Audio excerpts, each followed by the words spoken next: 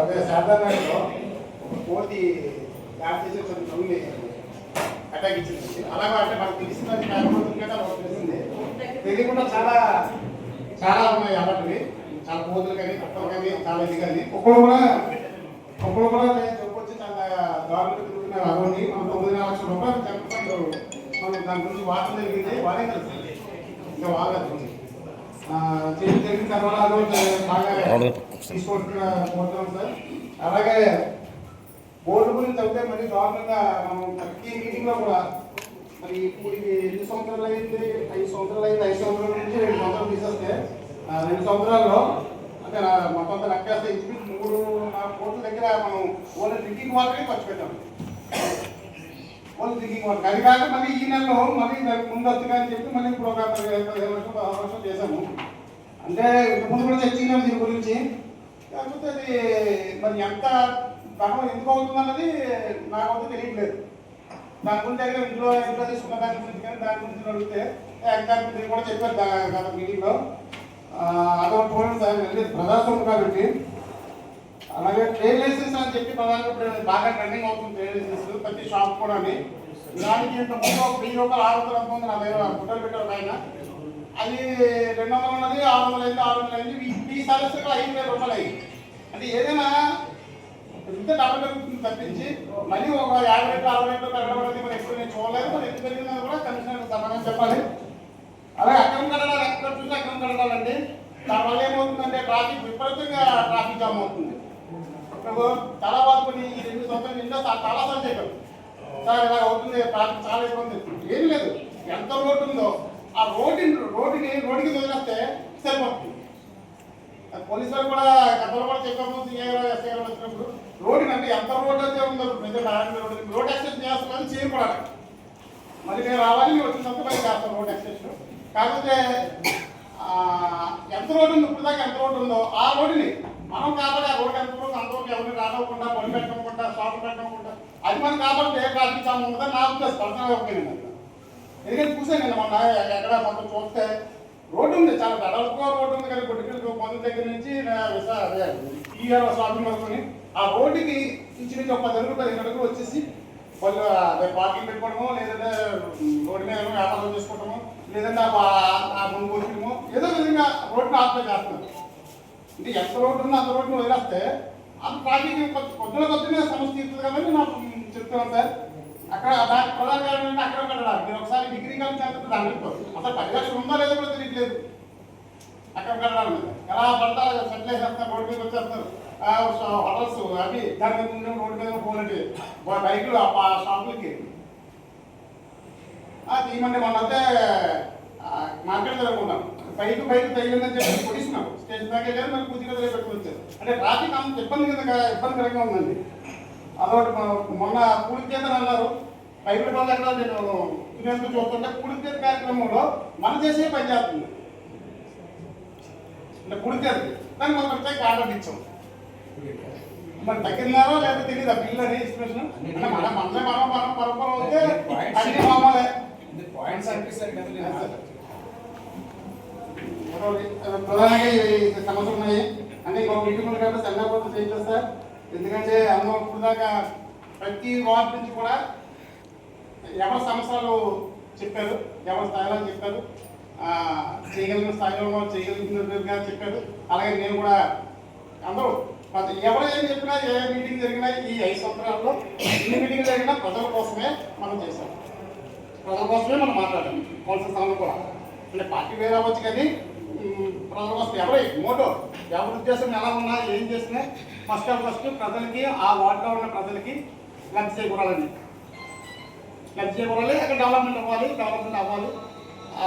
దానివల్ల కీర్తి వస్తుంది అనే ఉద్దేశంతో ప్రతి ఒక్కరు పనిచేశారు. దానివల్ల మనకి అన్నది ముందు కూడా కలిసి చెప్పాము. కొత్త నాటి పెడతాము, ఒకసారి గ్రూప్ ఫోటో తీసుకుందాం. అందరం కలిపి పార్టీలు ఖచ్చితంగా చైర్మన్ గారు ఉంటారు. అలాగే అందరూ ఉంటారు. అందరికీ గ్రూప్ ఫోటో తీసుకొని ఎక్కడో ఈ సంవత్సరం నుంచి 2019లో పెట్టారు సన్న పార్టీ కింద కమిషనర్ గారు. అలాగే ఈ సంవత్సరం కూడా అందరికీ గ్రూప్ ఫోటో తీసుకుని పలానా సంవత్సరం 2001 నుంచి 2026 వరకు పాలక మండలి. అంటే నేను చిన్నప్పుడు ఎప్పుడో కోఆపరేటివ్ బ్యాంక్ చూశాను. కోఆపరేటివ్ బ్యాంక్ ఎప్పుడో పాత లక్షాపతి గారు నాన్నగారు వీళ్ళందరూ కూడా ఫోటో ఉండేది, అది మా ఇంట్లో కూడా ఉండేది మనం.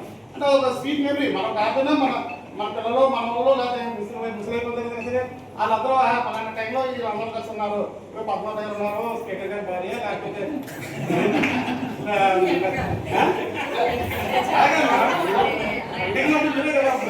అలాగే కొంచెం వేసుకుంటున్నాడు. ఆ నాన్నగారు సర్పంచ్ చేశారు. ఒక రకమైన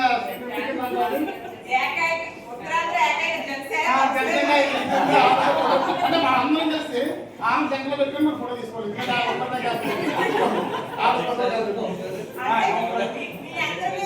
ప్రత్యేకత ఉందండి. నేను జనసేన పార్టీ నుంచి ఉత్తరాంధ్రలోనే ఏకైక కౌన్సిలర్ అండి. అంటే ఫీమేల్ కాదు, మొత్తం కౌన్సిలర్ ఉత్తరాంధ్రలో జనసేన ఏకైక కౌన్సిలర్. అలా చాలా ఉన్నాయి. అంటే ఎట్లుంది అంటే ఉన్న దగ్గర ఎట్లా తెలియదు కానీ ఒక అత్యున్నతమైన స్పీకర్ హోదాలో ఉన్న వ్యక్తి భార్య మన కౌన్సిలర్ ఉండడం అది కూడా గొప్ప ఆ ఫ్యామిలీ. అంటే అంటలుగా ఎందుకంటే అది ఈ సమావేశానికి అంటే ఈ 2001 నుంచి 2006 వరకు ఉన్న బోర్డు యొక్క స్పెషల్. ఆ అమ్మాయిలు చెప్పి ఉత్తరాంధ్రలో ఒకే ఒక జనసేన పార్టీ కింద అలాగే అంటే స్పీకర్ గారు భార్య మన మంత్రిలో ఉండడం అదంతా కూడా తత్కాలిక గారికి అందరూ చెప్పి ఒక ఫోటో అవుతుంది తీసుకొని పెట్టుకుంటే అందరికి మెమరబుల్గా ఉండాలని. ఇంకో మీటింగ్ ఉంది కాబట్టి కొన్ని ఉన్నాయి, అవి కూడా చెప్తే మళ్ళీ ఇప్పుడు చెప్తే మళ్ళీ కొంతమంది రాకేష్ ఇలా తప్పలు కొట్టారు మళ్ళీ కొట్టి చెప్పారు అందరికీ మళ్ళీ ఒకసారి ఏం లేదమ్మా అమ్మ మళ్ళీ అందరూ మళ్ళీ రిజర్వేషన్ మారినా అటు ఇటు మారిన అందరూ పోటీ చేయాలి గెలాలని మళ్ళీ వైఎస్ఆర్ కాంగ్రెస్ పార్టీ మళ్ళీ చైర్మన్ పదవిలో ఉండాలని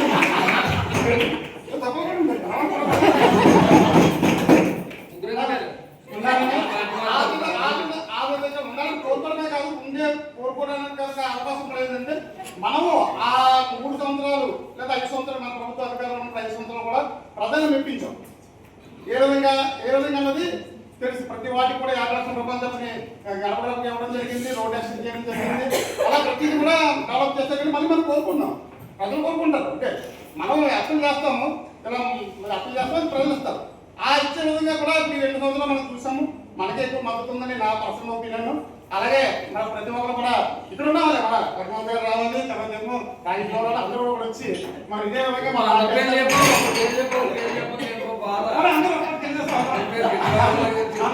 అందరూ నువ్వు కూడా గెలాలండి. అలాగే అందరూ కూడా గెలాలని చూసుకున్నాను. మరి అలాగే మేము చైపోయినంటే మళ్ళీ మీరు మీరు కాదని చెప్పేసాడు చైర్మన్, మీరు కాదని చెప్పేసాడు.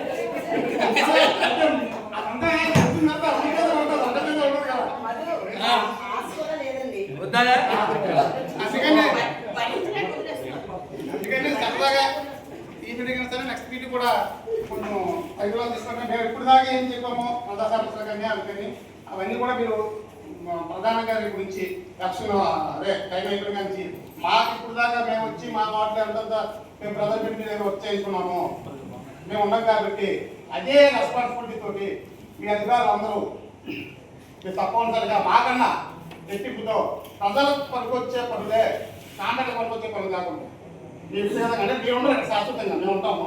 అందుకని మాకు రెస్పాన్సిబిలిటీ ఉంటారు. మీ రెస్పాన్సిబిలిటీ ఏంటంటే ఇప్పుడు వరకే ఉంటుంది.